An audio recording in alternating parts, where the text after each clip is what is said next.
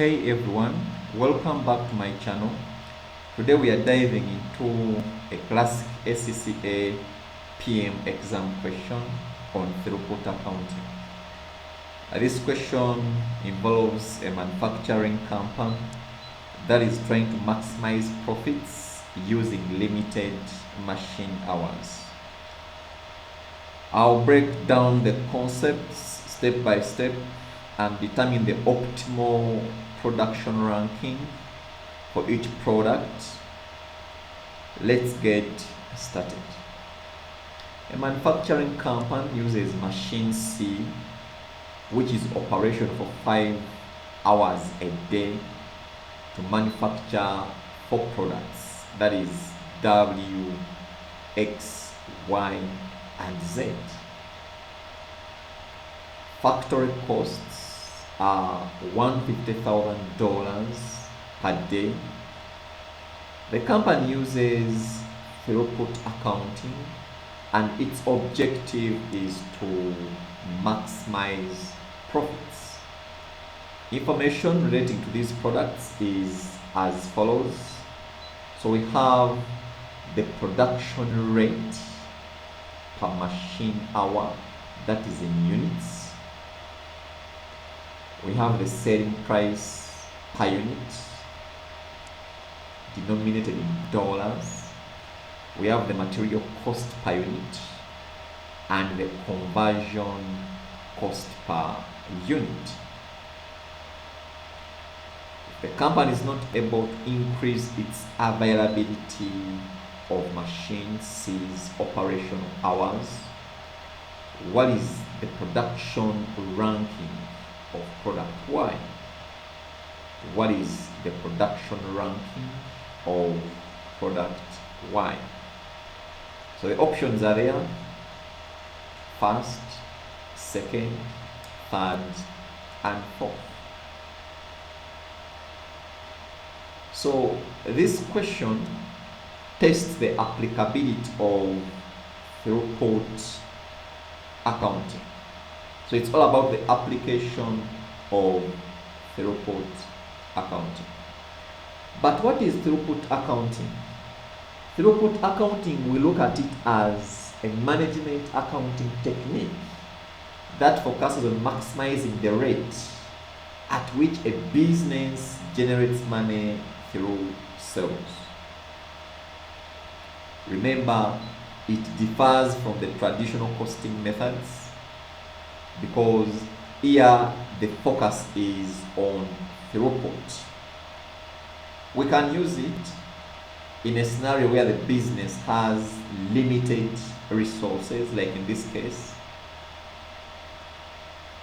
as it will help the business to prioritize production to maximize profits. So how do we advise now in this case? What option is the correct option when you look at the ranking of product Y? So what do you have to do in this case? You need to start with computing what we call the throughput per unit. How would we compute throughput per unit? Throughput per unit. How would we compute that? Throughput per unit.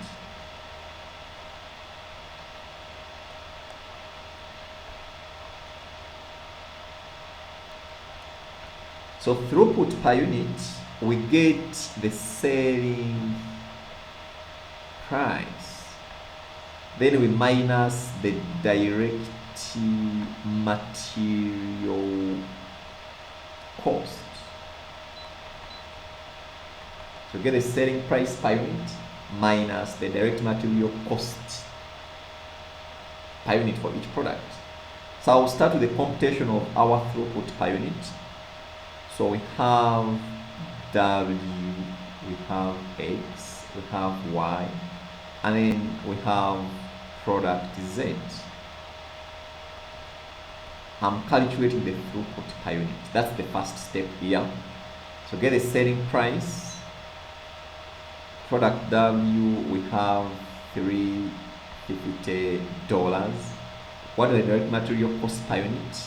That is 120.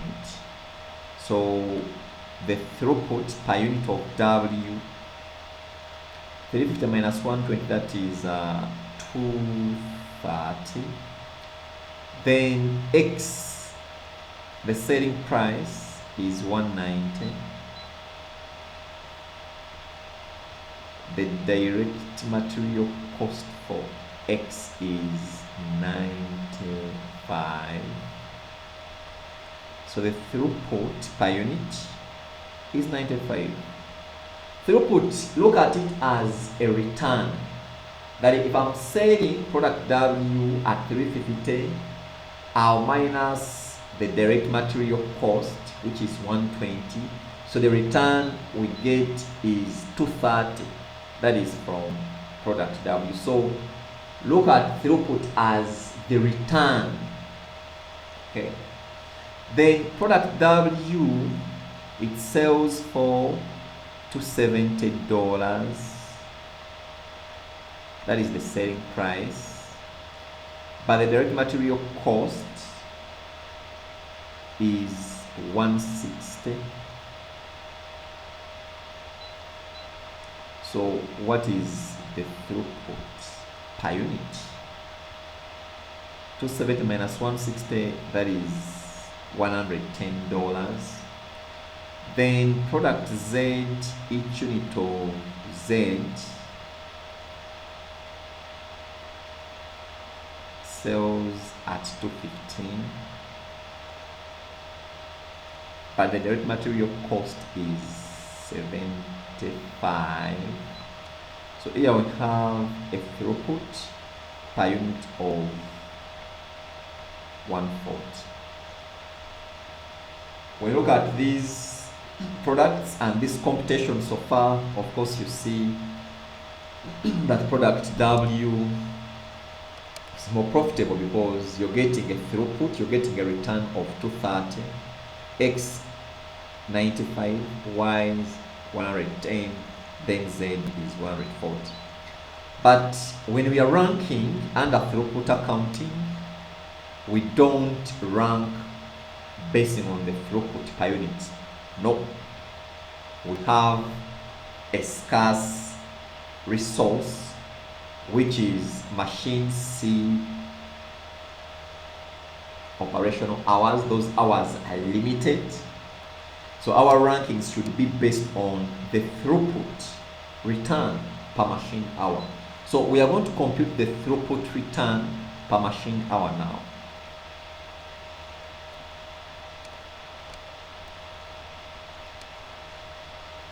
Throughput return per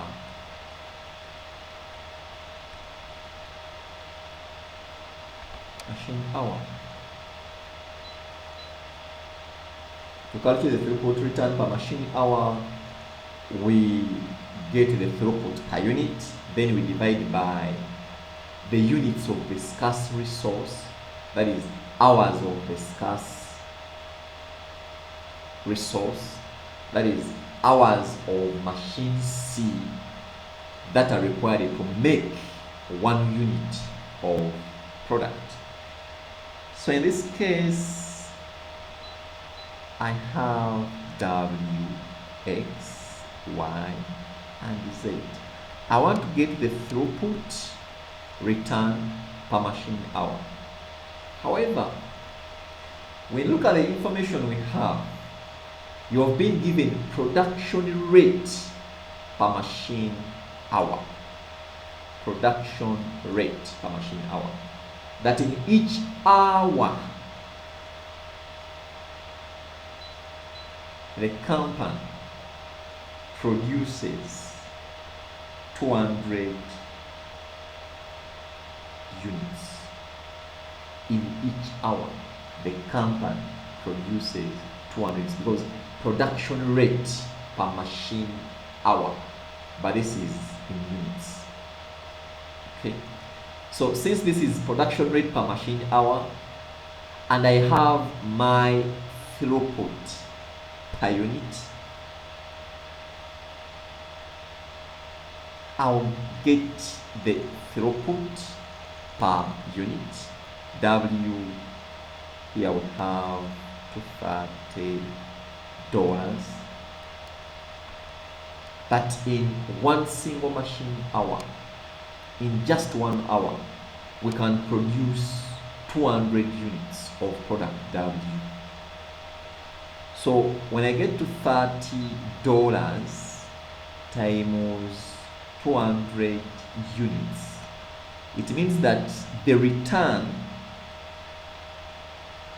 per machine hour for product W is $46,000. The throughput per unit of product X is 95, but in 1 hour we can produce 500 units of W. So 95 times the 500 units,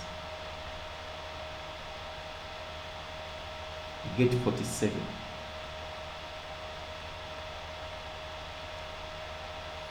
$47,500. Then Y, the throughput per unit is $110. Remember, in each hour, this company produces 400 units of product Y. So the throughput return per machine hour is $44,000. It's $44,000. Product Z, the throughput return per unit is 140. But if we employ 1 hour of machine C to produce Z, we can produce 350 units in that 1 hour. So if each unit, the return is 140, and we can produce 350 units in just 1 hour of 50 units by using 1 hour of machine C to produce Z, it means that our throughput return per machine hour is $49,000. So here we have calculated the throughput return per hour of the bottleneck resource, and our bottleneck resource is machine C hours. So you're going to rank. When you're ranking, your rankings should always be based on the throughput return per machine hour. So let us rank.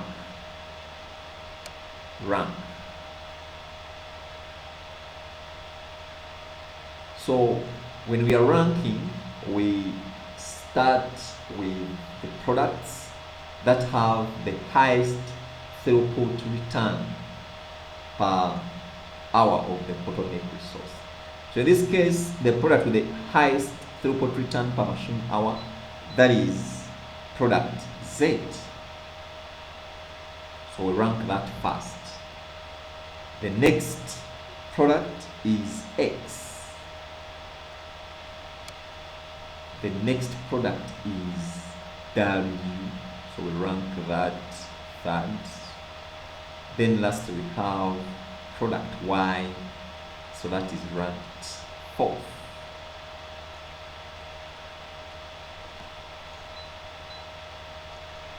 So the question is, what's the production ranking of product Y? And according to this computation, product Y is ranked fourth. So the correct option is D. So product Y will be ranked fourth. That is option D. What are the key points in this computation? In throughput accounting, the focus is primarily on the variable costs, and that is the direct material cost. This approach assumes that in the short run, the only true variable cost is the cost of materials. Because you may ask, why is he not using the conversion cost per unit? Conversion cost per unit, now this is the aggregate of labor and the overheads. These are considered fixed in throughput accounting. So we don't always factor them into throughput accounting calculations because they are not directly affected by the changes in throughput. That's a past exam question, multiple choice. We have seen how to apply throughput accounting. Like this video, subscribe to my YouTube channel, and leave a comment. Thank you so much for learning with me.